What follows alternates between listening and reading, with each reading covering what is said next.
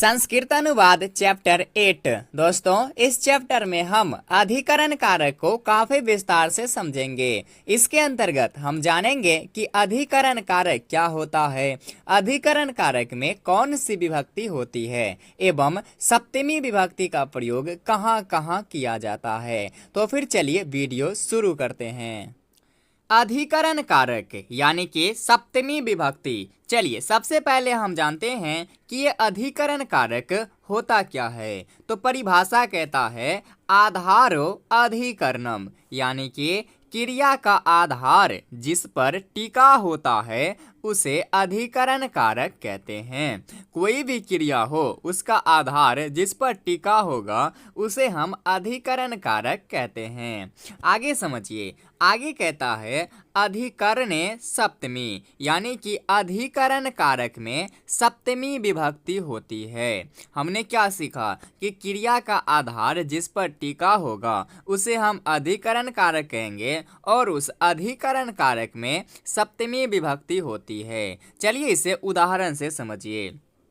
जैसे वाक्य है कि वह भूमि पर सोता है। इस वाक्य में सोना क्रिया है और इस क्रिया का आधार किस पर टिका है, तो वह भूमि पर सोता है, यानी कि सोना क्रिया का आधार भूमि है। यदि भूमि ना हो तो फिर सोने क्रिया का काम होगा ही नहीं, तो फिर सोएगा ही नहीं। तो सोना क्रिया का आधार क्या है, भूमि है। तो इस भूमि को हम अधिकरण कारक कहेंगे और इस अधिकरण कारक में सप्तमी विभक्ति होती है और इस भूमि में हम सप्तमी विभक्ति लगाएंगे। तो भूमि का सप्तमी विभक्ति हो जाएगा भूमौ। वह के लिए सह, भूमि पर, इसके लिए हम सप्तमी विभक्ति लगाएंगे भूमौ। सोता है, इसके लिए सेते। ये सोना आत्मनेपदी धातु है, इसका रूप चलता है शेते स्याते सेरते। तो पूरा वाक्य हो जाएगा वह भूमि पर सोता है, सह भूमौ सेते। इसी प्रकार से दूसरा वाक्य से भी समझिए। बालक विद्यालय में पढ़ते हैं। यह पढ़ना क्रिया है और इस पढ़ना क्रिया का आधार क्या है, तो विद्यालय है, क्योंकि बालक विद्यालय में पढ़ते हैं। यदि विद्यालय ही ना हो तो फिर पढ़ने का काम ही नहीं होगा। तो इस पढ़ने क्रिया का आधार विद्यालय हो जाएगा, इसलिए हम इस विद्यालय को अधिकरण कारक कहेंगे और इस अधिकरण कारक में सप्तमी विभक्ति लगाएंगे। तो विद्यालय का सप्तमी क्या हो जाएगा, विद्यालय। जिस प्रकार से बाल के राम में, इसी प्रकार से विद्यालय। बालक के लिए बाल कहाँ लिखेंगे, बालक विद्यालय में पढ़ते हैं। एक बालक तो पढ़ते नहीं है, बहुत सारे बालक पढ़ते हैं, तो इसके लिए हम बहुवचन में लिखेंगे बाल का बालकाः विद्यालय में, विद्यालय पढ़ते हैं पठन्ति। यहाँ जब कर्ता बहुवचन में है तो हम क्रिया भी बहुवचन में ही लिखेंगे पठन्ति।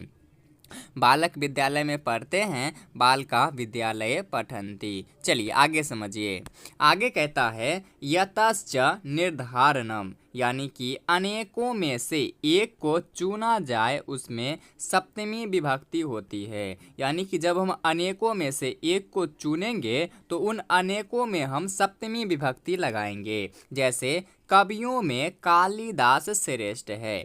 कवियों में यानी कि बहुत सारे कवियों में से हम एक को चुन रहे हैं, कालिदास को। तो हम इन बहुत सारे कवियों को जिनमें से चुन रहे हैं, किन में से चुन रहे हैं, तो कवियों में से चुन रहे हैं। तो हम इस कवियों में सप्तमी विभक्ति लगाएंगे। कवियों में कालिदास श्रेष्ठ है, यहाँ कवियों में बहुवचन में है, कवियों में, तो हम सप्तमी का बहुवचन लिखेंगे कविषु। कालिदास के लिए कालिदासः, श्रेष्ठ के लिए श्रेष्ठ, है के लिए अस्ति लिखेंगे। तो पूरा वाक्य हो जाएगा कवियों में कालिदास श्रेष्ठ हैं, कविषु कालिदासः श्रेष्ठः अस्ति। चलिए आगे समझिए। आगे कहता है अध्वनि प्रथमा सप्तम्यो, यानी कि दूरी का बोध होने पर मार्गवाचक शब्दों में प्रथमा और सप्तमी विभक्ति होती है। यानी कि जब दूरी का बोध होगा, दूरी का ज्ञान होगा, तो मार्गवाचक जो शब्द होगा उसमें प्रथमा विभक्ति और सप्तमी विभक्ति दोनों होगी। जैसे आगरा नगर दिल्ली से बहुतों कोस दूर है। यहाँ दूरी की बात हो रही है कि बहुतों कोस दूर है, तो यहाँ हम इस वाक्य में प्रथमा विभक्ति और सप्तमी विभक्ति दोनों विभक्ति लगाएंगे। समझिए। आगरा नगर के लिए क्या लिखेंगे, आगरा नगरम। दिल्ली से दिल्ली तह लगा देंगे तो हो जाएगा दिल्ली से। बहुतों कोस दूर है, यदि हम सप्तमी विभक्ति लगाएंगे तो क्या लिखेंगे, बहुसु, और कोस दूर के लिए क्रोशेसु। स्थित है, स्थितम। आगरा नगर दिल्ली से बहुतों कोस दूर है, आगरा नगरम दिल्लीतः बहुसु क्रोशेसु स्थितम। फिर यदि हम प्रथमा विभक्ति लगाएंगे तो आगरा नगर का आगरा नगर ही रहेगा, दिल्ली ता के स्थान पर दिल्ली ता ही रहेगा, और बहुसु क्रोशेसु के स्थान पर सप्तमी ना होकर प्रथमा हो जाएगा, बह क्रोशाह। स्थित है, इसके स्थान पर स्थित ही रहेगा, सिर्फ बदलेगा क्या, बहुसु क्रोशेसु के स्थान पर हम प्रथमा कर देंगे, बह क्रोशा। तो पूरा वाक्य हो जाएगा, आगरा नगर दिल्ली से बहुतों कोस दूर है, आगरा नगरम दिल्लीतः बहवः क्रोशाः स्थितम। चलिए अब हम इसे थोड़ा और क्लियर करने के लिए इसी से संबंधित कुछ वाक्य को देखते हैं। जैसे विद्यालय में छात्र पढ़ते हैं, यहाँ पढ़ना क्रिया का आधार क्या है, तो विद्यालय है, तो हम इस विद्यालय में सप्तमी विभक्ति लगाएंगे, विद्यालय छात्र पढ़ते हैं, बहुत सारे छात्र पढ़ते हैं तो बहुवचन में लिखेंगे छात्राः पठन्ति। फिर है मैं घर में निवास करता हूँ, निवास कहाँ करता हूँ, तो घर में, यदि घर ना हो तो मैं निवास नहीं करूँगा, तो घर में हम सप्तमी विभक्ति लगाएंगे गृहे निवास करता हूँ, निवसामि, मैं के लिए अहम, तो पूरा वाक्य हो जाएगा, मैं घर में निवास करता हूँ, अहम गृहे निवसामि। फिर तिलों में तेल होता है, अनेकों में से एक को चुना जा रहा है कि तिलों में से तेल होता है, तिलों में, इसके लिए हम क्या लिखेंगे, तिलेसु, बहुवचन में है तो सप्तमी का बहुवचन, तिलेसु तेल होता है, तैलम होता है भवति। फिर वन में बाघ घूमता है, घूमने का क्रिया कहाँ हो रहा है, वन में, यानी यदि वन ना हो तो फिर घूमने का काम ही नहीं होगा, तो वन में हम सप्तमी विभक्ति लगाएंगे, वने बाघ घूमता है, बाघ को कहते हैं व्याघ्रः, घूमता है, इसके लिए विचरति या फिर भ्रमति भी लिख सकते हैं। फिर कालिदास कवियों में श्रेष्ठ है, अनेकों में से एक को चुना जा रहा है, किन में से चुना जा रहा है, तो कवियों में से चुना जा रहा है, तो हम यहाँ कवियों में बहुवचन लगाएंगे, कविषु, कालिदास के लिए कालिदासः, श्रेष्ठ थे के लिए क्या लिखेंगे, आसीत, और यदि है रहता तो अस्ति लिखते। फिर है राम भाइयों में बड़े हैं, यहाँ भाइयों में से चुना जा रहा है राम को, तो भाइयों में हम सप्तमी विभक्ति लगाएंगे, भ्रातृषु, श्रेष्ठ के लिए, बड़े के लिए क्या लिखेंगे, ज्येष्ठ, थे के लिए आसीत। कौन है बड़े, तो राम है, तो क्या लिखेंगे, रामः। तो पूरा वाक्य हो जाएगा, राम भाइयों में बड़े थे, रामः भ्रातृषु ज्येष्ठः आसीत।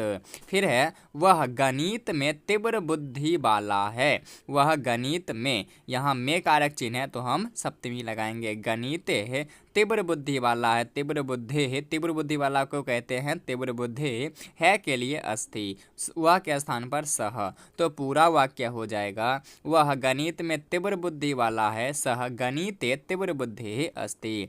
चलिए अगला वाक्य है, चोर के चले जाने पर वह गया, चोर के चले जाने पर, यहाँ पर कारक चिन्ह है, जब हमें पर या फिर में कारक चिन्ह दिखे तो हमें समझ लेना है कि अधिकरण कारक है और उस अधिकरण कारक में सप्तमी विभक्ति लगाते हैं। यहाँ चोर के चले जाने पर, चला जाना क्रिया है तो इस क्रिया में हम सप्तमी विभक्ति लगाएंगे, गते, चले जाना इसके लिए गते है, वह के लिए सह, गया के लिए गतः। अब बच गया चोर के, तो यहाँ के कारक चिन्ह है तो आप यहाँ के को देखकर षष्ठी विभक्ति नहीं लगाना है, इसमें वही विभक्ति होगा जो हम आगे क्रिया में लगाए हैं। यहाँ चले जाने क्रिया में कौन सी विभक्ति लगाए हैं, तो सप्तमी विभक्ति लगाए हैं, तो इस चोर में भी हम सप्तमी विभक्ति ही लगाएंगे, तो चोर का सप्तमी क्या हो जाएगा, चौरे, चले जाने के स्थान पर गते, वह के लिए सह, गया गतः। चलिए आगे समझिए, अगला वाक्य है, सूर्य के उगने पर मैं आऊँगा, सूर्य के उगने पर, यहाँ उगना क्रिया है और इसमें पर कारक चिन्ह जुड़ा हुआ है। तो हम इस उगना क्रिया में सप्तमी विभक्ति लगाएंगे तो हो जाएगा उदिते। किसके उगने पर? तो सूर्य के उगने पर। यहाँ के को देखकर षष्ठी विभक्ति नहीं लगाना है क्योंकि सूर्य संज्ञा है और इस संज्ञा में भी हम वही विभक्ति लगाएंगे जो आगे हम क्रिया में लगाए हैं। यहाँ उगना क्रिया में हम सप्तमी विभक्ति लगाए हैं तो सूर्य संज्ञा में भी हम सप्तमी ही लगाएंगे। तो क्या हो जाएगा? सूर्य का सूर्य, उगने पर उदिते, मैं के लिए अहम आऊँगा, भविष्यत्कार है लीट लकार, क्या लिखेंगे? आगमिष्यामि। सूर्य के उगने पर मैं आऊँगा, सूर्य उदिते अहम आगमिष्यामि। फिर सूर्य के डूबने पर तारे चमकते हैं। यहाँ डूबना क्रिया है और इसमें पर कारक चिन्ह जुड़ा है तो डूबना में हम सप्तमी विभक्ति लगाएंगे अस्तम गते। किसके डूबने पर? तो सूर्य के। तो यहाँ सूर्य संज्ञा में भी हम सप्तमी ही लगाएंगे। सूर्य अस्तम गते, तारे चमकते हैं। तारे बहुवचन में है तो हम बहुवचन में लिखेंगे तारकाः। चमकते हैं द्योतन्ते। सूर्य के डूबने पर तारे चमकते हैं, सूर्य अस्तम गते तारकाः द्योतन्ते। फिर है वह काम करने में कुशल है, यानी कि वह काम में कुशल है। यहाँ में कारक चिन्ह है तो हम यहाँ काम में सप्तमी विभक्ति लगाएंगे। क्या हो जाएगा? कर्मणि। काम को कहते हैं कर्म और इसमें कारक चिन्ह में है तो हम सप्तमी विभक्ति लगाएंगे, हो जाएगा कर्मणि। कुशल के लिए कुशलः, है के लिए अस्ति लिखेंगे, वह के लिए सह लिखेंगे। तो पूरा वाक्य हो जाएगा वह काम करने में कुशल है, सह कर्मणि कुशलः अस्ति।